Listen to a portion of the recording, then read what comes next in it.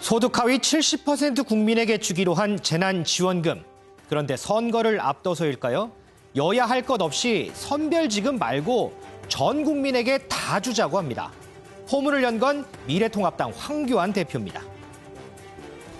전 국민에게 1인당 50만 원을 즉각 지급하라.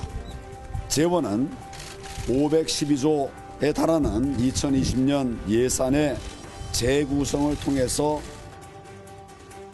여기에 더불어민주당이 가세하는 형국입니다.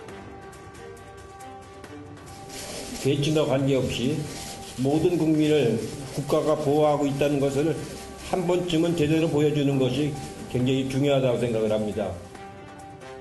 당초 정부는 예산을 감안해서 이 소득 하위 50%에게 지급하기로 방침을 정했다가 여당이 더 줘야 한다고 해서 70%로 올린 상황이죠.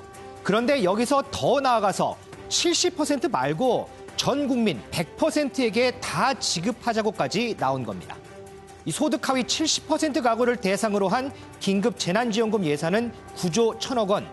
1인당 50만 원을 지급하면 여기에 25조 원이 더 필요하고요. 4인 가구에 모두 100만 원씩을 주면 4조 원 정도가 더 필요합니다.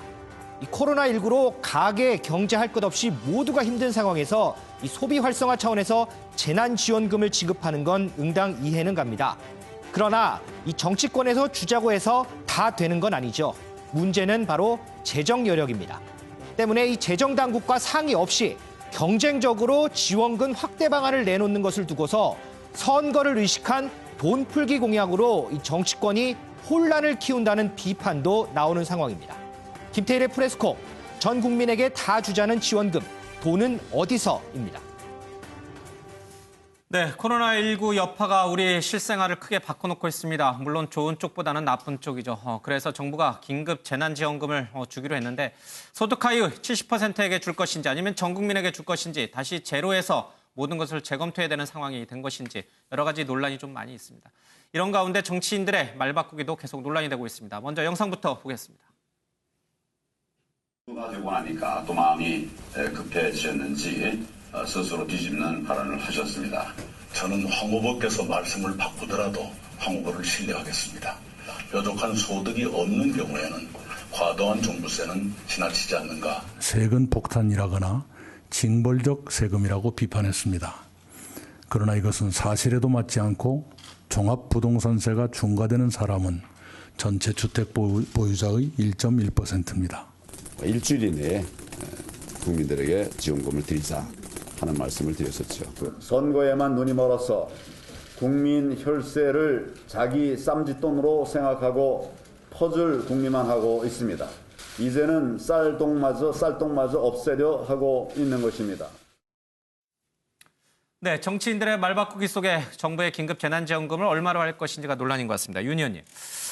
사실 이 문제가 소득 하위 70%로 정부가 발표를 했을 때 그것도 많다, 포퓰리즘이다 이런 비판이 야당을 중심으로 나왔는데 선거에 유리하게 작용할지 불리하게 작용할지가 변수로 떠오르면서 다들 이제 말바꾸기가 시작이 된 것 같아요. 선거 변수 때문에 이런 건가요? 그렇겠죠. 예. 황교안 대표가 전 국민 50만 원이라고 얘기한 거는 정부가 하는 거에 대해서 지금 야당이 특별히 예. 반대를 할 명분은 없지 않습니까? 예. 그럴 만큼 상황이 또 호락호락하지도 않고 그러니까 동의를 한다는 전제하에 그럼 상위 30%는 버리는 거냐.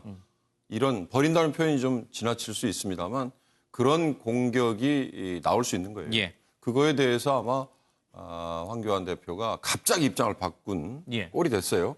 왜냐하면 그 전에 더불어 시민당에서 더불어통합당의 공약을 더불어민주당의 예. 공약을 베낀다는 얘기를 들어갔으면서 예. 1인당 60만 원씩 전 국민에게 지급하자라고 했을 때 아주 거센 공격을 했거든요. 예. 그랬다가 지금 갑자기 이렇게 나오는 거. 그리고 이낙연 후보가 종부세 얘기를 한 예. 거. 이거는 사실 종부세는 전 국민의 1%밖에 되지 않습니다. 예. 그러나 어찌됐든 유권자 중에 일부 계층이라도 한쪽 계층을 그럼 버리는 거냐. 예. 이런 류의 비판에 대해서 아니다라는 거. 우린 다 예. 떠안고 가려고 한다.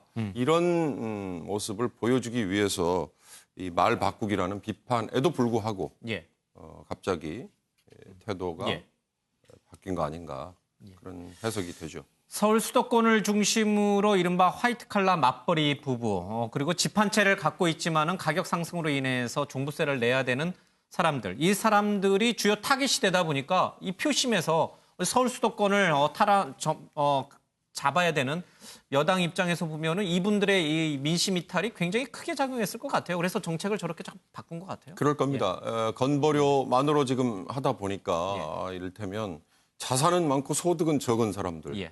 이 사람들은 받을 수 있는데 오히려 맞벌이로 인해서 소득이 일정 수준 이상 되고 그러나 사실상 따져보면 대출금 갖고 애들 학원비 내고 그러면 별로 남는 도 없는 그런 맞벌이 부부들은요. 가처분 소득이 거의 제로에 가까운 허덕허덕대는 이런 분들은 제외되는 이런 상황이 생기면 오히려 이 재난구호금 지급하겠다는 게 오히려 민심에 더 불을 싸지르는 역효과가 될 수 있거든요. 실제로 지금 기준 가지고 논란이 아주 많아지면서 이 재난구호금이 과연 효과가 있는 거냐.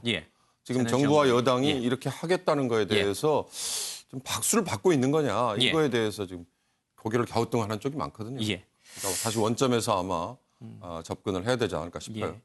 재정을 다루고 있는 기획재정부에서도 사실은 재원 마련에 큰 어려움을 토로를 하고 있는데 과연 이것을 어떻게 해결해 나갈 수 있을지 정부가 큰 숙제를 좀 안게 됐습니다. 선거에 휘둘리지 않으면서도 실질적으로 피해를 보고 있는 앞서 꽃가게 상인들 얘기 들었습니다만 이분들에게 어떻게 도와줄 수 있을 것인지 고민을 좀 해야 될 것 같습니다. 자, 이런 가운데 허경영 이 국가혁명 백당금당 이름도 어려워요. 18세 이상 국민에게 1억 원씩 주겠다라고 했잖아요. 이 긴급재난지원금을요. 그렇습니다. 과연 이 당이 그러니까 이 국가혁명 배당금당이 만약에 다수당이 되면 정말 이걸 실현할 수 있을 것인가? 정부가 그걸 안 들어주면 어떻게 해요? 그렇습니다. 문제는 지금 이번 총선 공약으로 내세운 게 말씀하신 대로 18세 이상에게 1억 원 준다는데 그러면 부모님을 부양을 하고 집에 대학생 자녀가 2명 있는 6인 가족 같은 경우에는 이렇게 되면 6억 원을 받게 되는 거잖아요. 그러면 저 아파트 대출금 다 갚아요. 그렇습니다. 때문에 이제 이 돈을 과연 어디서 조달할 것이냐 이제 이게 문제인데 그렇기 때문에 어떻게 보면 이게 현실성 없는 공약으로 지금 비춰질 수가 있거든요. 국민들이 절실한 마음으로 허경영을 부르면 언제나 봉사할 자세가 돼 있다. 이렇게 허경영 대표는 얘기를 하고 있는데 허경영을 외치면 과연 1인당 1억씩 나올까요? 글쎄요. 저는 글쎄요라고 말합니다. 모르겠습니다. 돈이 급하신 분들은 이 공약을 믿고 투표를 할 수도 있겠다 이런 생각도 좀 드는데 어쨌든 간에요. 이 각 당에서 내놓는 이 긴급재난지원금 이것은 정부에서 결정을 할 일이에요. 아무리 정치권이 압박을 한다 하더라도 국가 재정이 빵꾸가 났는데 적자인데 이렇게 마구잡이로 이렇게 줄 수는 없는 문제잖아요. 그렇죠. 긴급재난지원금 확대에 대해서 이제 동의를 한다, 합의안에 동의를 낸다고 하더라도 미온 소지가 있다는 지적이 나오고 있거든요.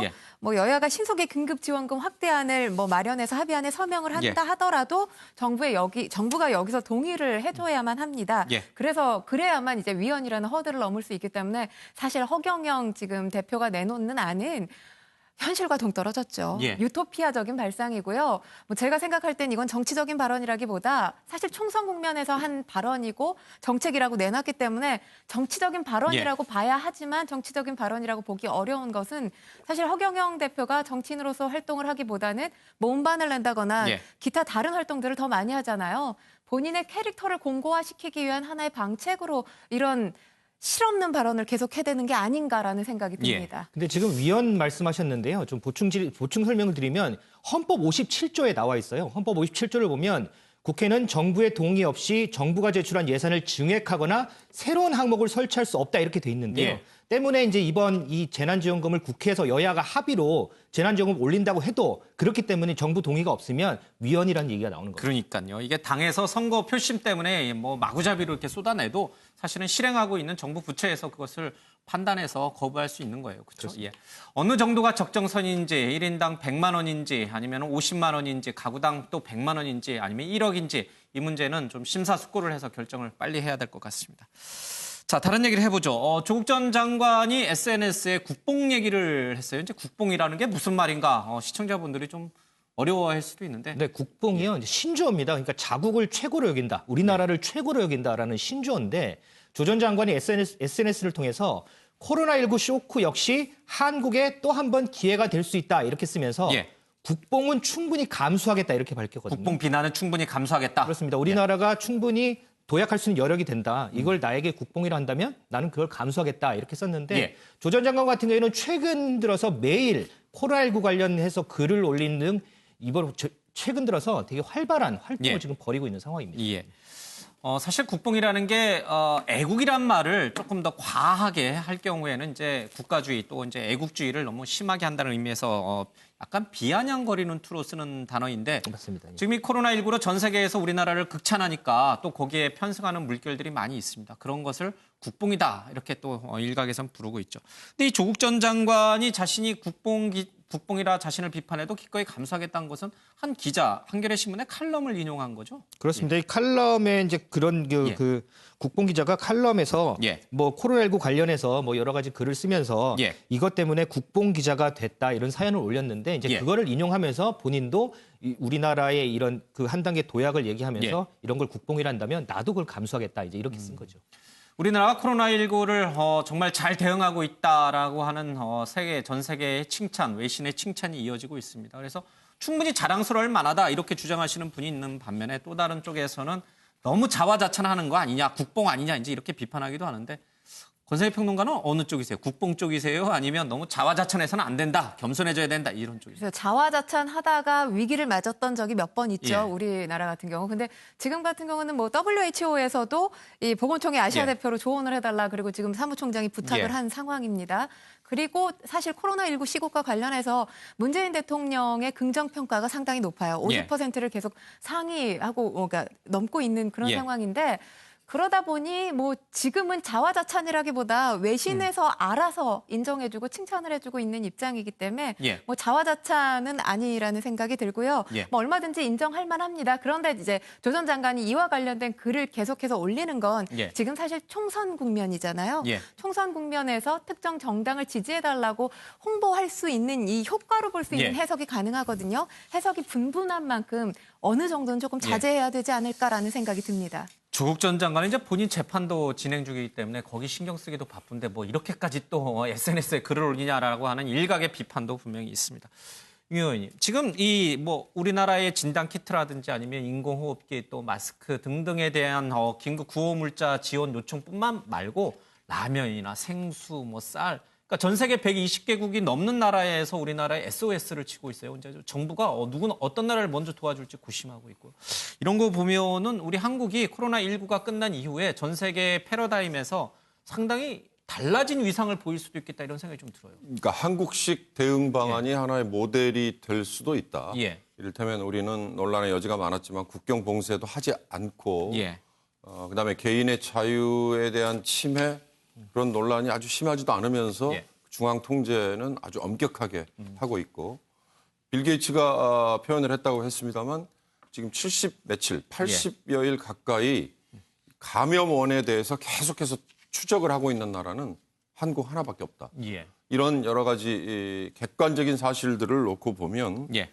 사실은 한국식 대응 방안이 이대로 우리가 확진자가 100명 아래 그리고 정부가 지금 목표치로 삼고 있는 50명 선에서 유지가 되면 한국식 대응 방안이 상당히 새로운 모델이 될 수 있다. 예. 지금 일본이나 스웨덴의 경우는 흔히 말하는 집단 면역이 생겨서 그다음에 그게 전체적으로 극복을 해나가는 예. 또 다른 모델인데 이게 지금 거의 한계 상황에 도달했다는 거잖아요. 그런 점에서 보면 우리가 충분히 저는 뭐 자화자찬까지는 아니지만 자신에도 예. 좀 자랑해도 될 만하다. 예. 특히 제 지인들이 런던이나 베를린에 지금 가족들이 가 있는데요. 한국이 가장 안전하다는 예. 인식이 지금 확산이 되고 있어요. 그거 하나만 봐도 우리가 예. 그렇게 무슨 자화자찬 이런 걸로 비판할 때는 아닌 것 같습니다. 예. 코로나19가 끝나고 나면은 국제 정치 또 국제 경제 여러 가지 분야에서 우리나라의 국가 브랜드 이미지가 굉장히 크게 올라갈 것이고 그것이 우리 국가의 위상으로 좀 새로운 국제 질서 속에서 우리 한국이 자랑스럽게 나갈 수 있는 길이 좀 됐으면 좋겠습니다.